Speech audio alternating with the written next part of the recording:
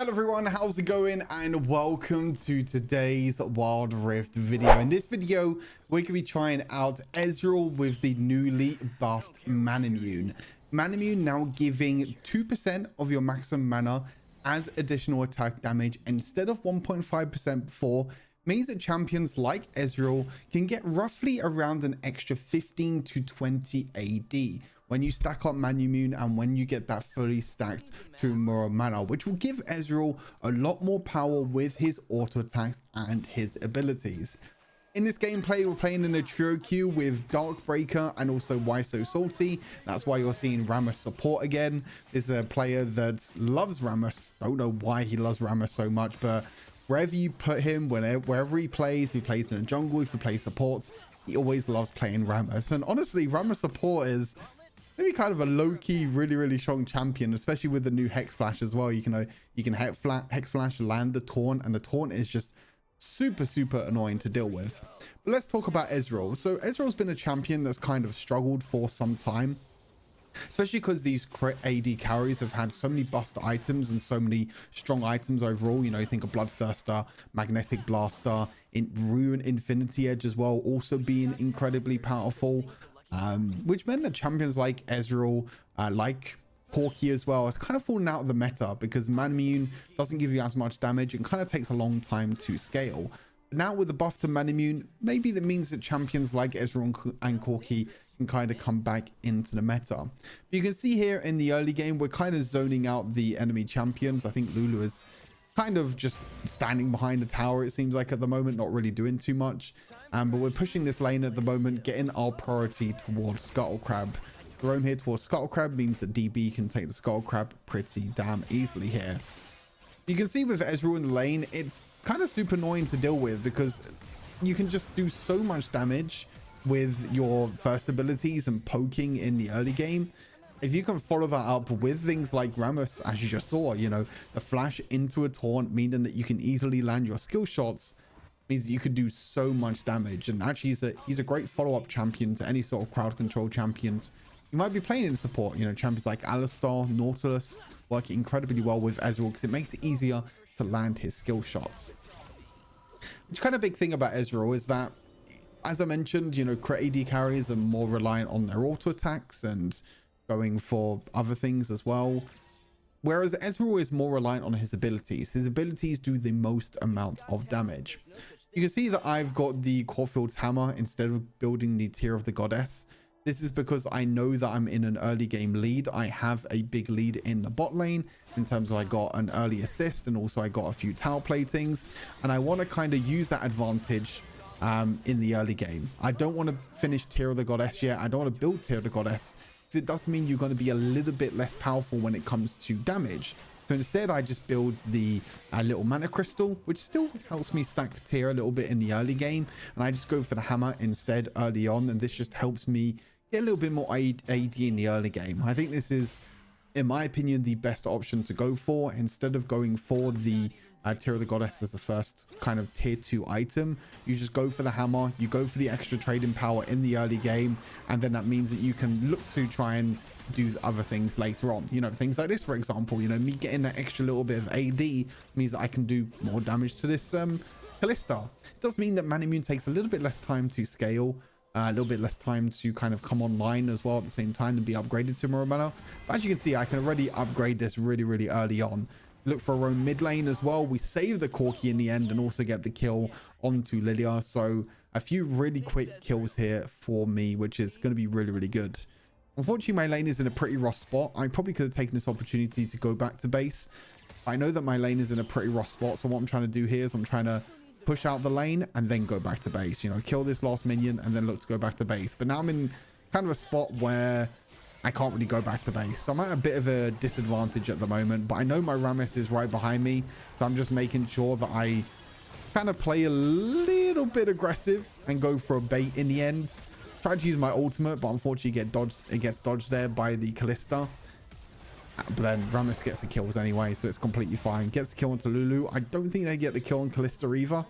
No, they don't get the kill on Kalista in the end, but I don't know. I feel like I should have really gone back to base instead of pushing that lane.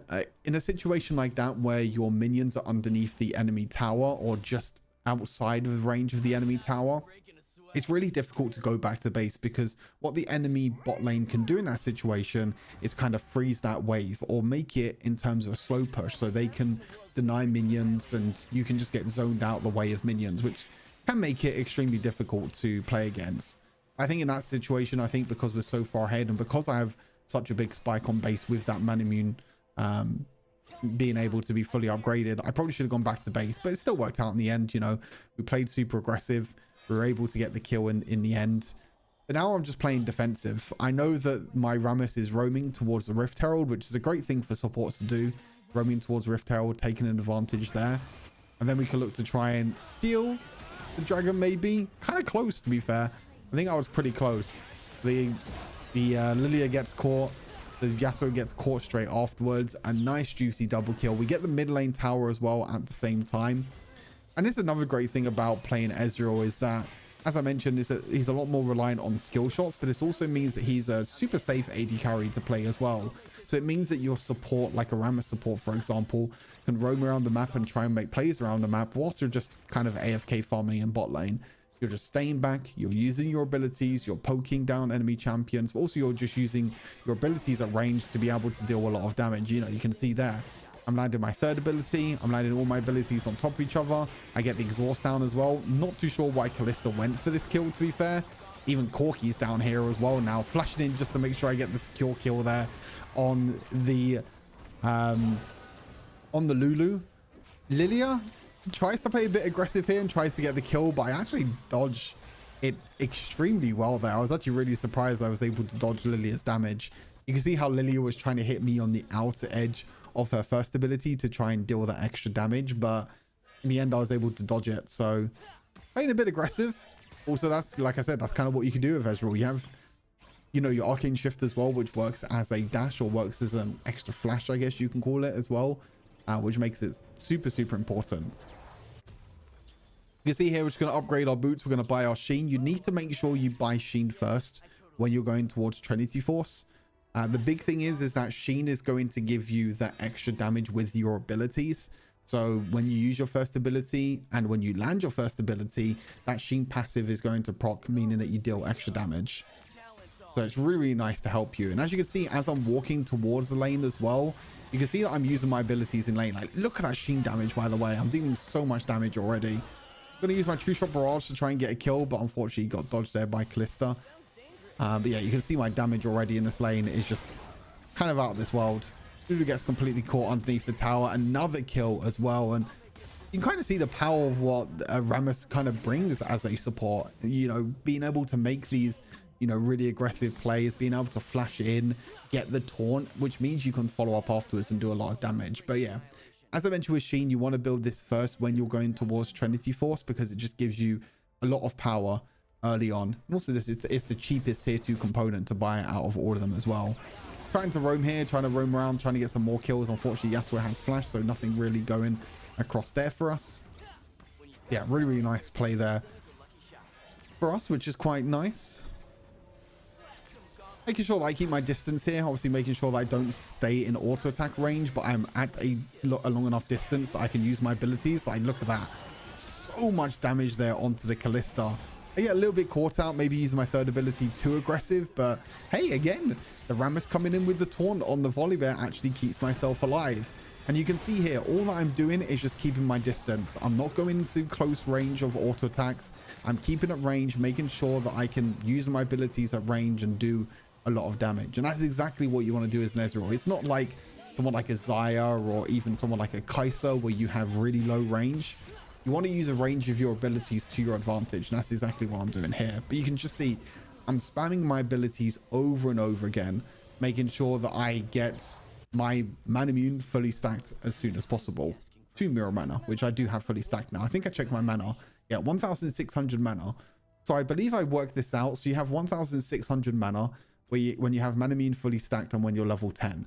So it roughly works out about an extra 15 AD that you get now because of the buff that happened to manamune being upgraded now to MURAMANA. like I said, you get a bit of extra AD, you know, buff your abilities, buff your auto attacks as well. Will it be the same power as, you know, a crit ADC like Kai'Sa and Xayah?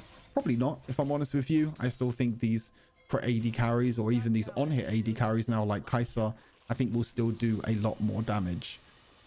Whereas Ezreal is more skill shot reliant. You know, other AD carries can just auto attack you to death basically, and just do a lot of damage with your auto attacks.